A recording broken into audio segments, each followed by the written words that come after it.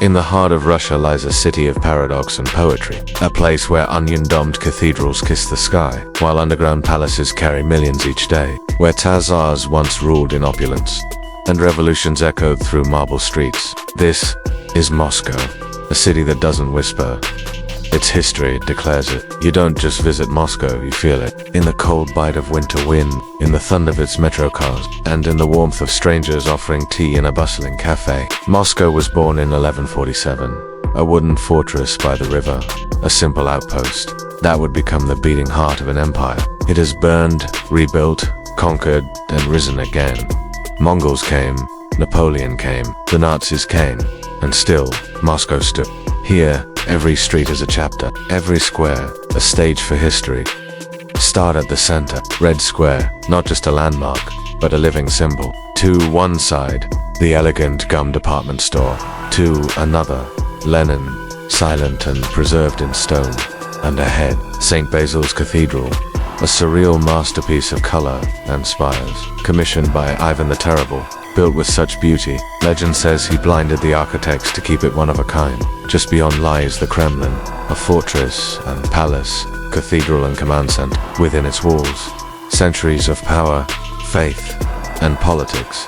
It's both the past and the pulse of modern Russia. But Moscow is more than icons.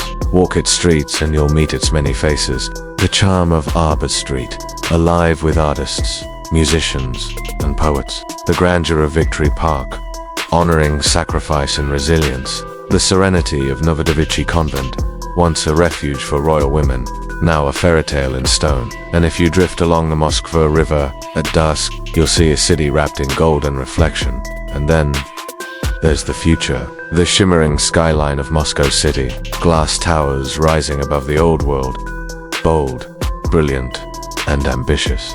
And what's a journey without flavor? Borscht beetroot soup with a dollop of sour cream, pelmeni, dumplings packed with warmth, blini, delicate pancakes with honey, jam, if you're lucky, caviar, sheath, the cabbage soup of czars and soldiers alike, and always the tea, strong, piping hot, poured from a samovar and best enjoyed with conversation, or if you're daring, a toast with vodka. Because in Russia, hospitality means raising a glass and a story.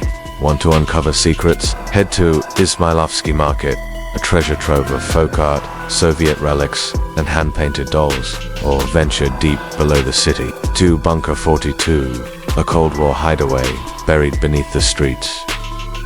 Then, ride the metro.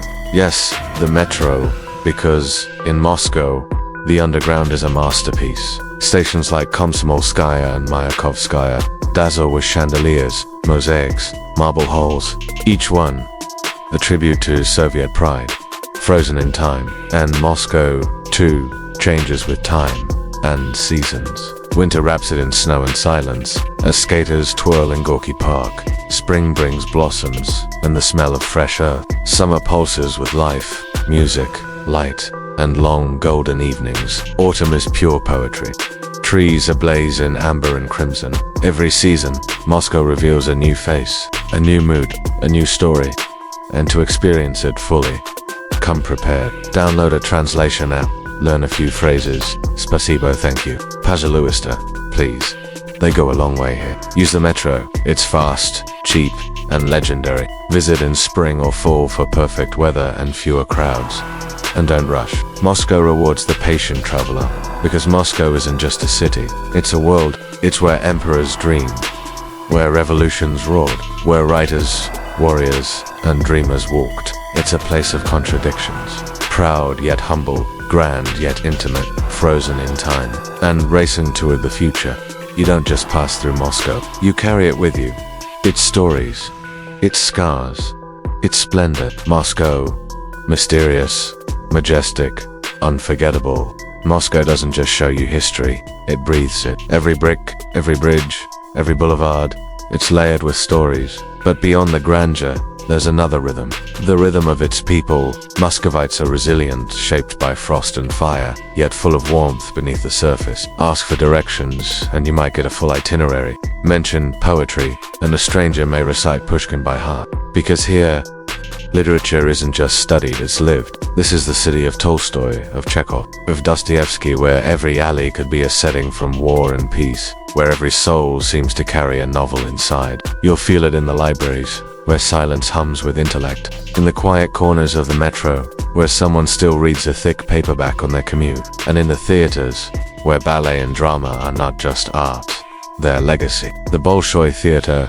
a sanctuary of grace and precision. To watch Swan Lake here is to witness Russia's soul in motion. Not performance, transcendence. Yet this is a city not frozen in its past. Moscow pulses at night. As the sun dips below the skyline, a new life awakens. Trendy bars in former factories, jazz clubs hidden behind secret doors, Soviet-era rooftops turned into candlelit lounges. Whether it's a rooftop view over the Kremlin, or a basement speakeasy echoing with laughter and saxophone, Moscow at night is electric. Golden domes gleaming beneath stormy skies. Cathedrals rising with quiet majesty. The Cathedral of Christ, the Savior, rebuilt from ruins. It towers in triumph, destroyed under Stalin, reborn after the fall of the USSR, a resurrection, not just of stone, but of spirit. And through the city, the bells toll, not as alarm, but invitation to reflect, to remember, to feel something deeper than travel. For all its might, Moscow is also surprisingly tender. In its art, bold strokes, solemn icons, revolutionary posters. In its language, so poetic, it can make sadness sound beautiful. In its silences, filled with meaning between each word. And then, there's the unexpected. A winter market with steaming cups of Spuyten and laughter under fairy lights. A Soviet-era library with Wi-Fi and beanbags, blending old with new. A babushka feeding pigeons while listening to techno from a phone in her purse. This city contains multitudes. It is a capital, yet often feels like a quiet poem. It is immense, yet always seems to find space for stillness. And perhaps that's the magic of Moscow. It doesn't ask you to be a tourist. It invites you to observe, to listen, to feel, to see how a place so rooted in tradition can still reinvent itself every single day. To witness the weight of history, softened by human connection. Here, the contrasts are not contradictions. They are character. Cold outside, warm hearts within, steel monuments, soft music, tension, and tenderness. So whether you come for a weekend or stay for a season, Moscow will leave something with you.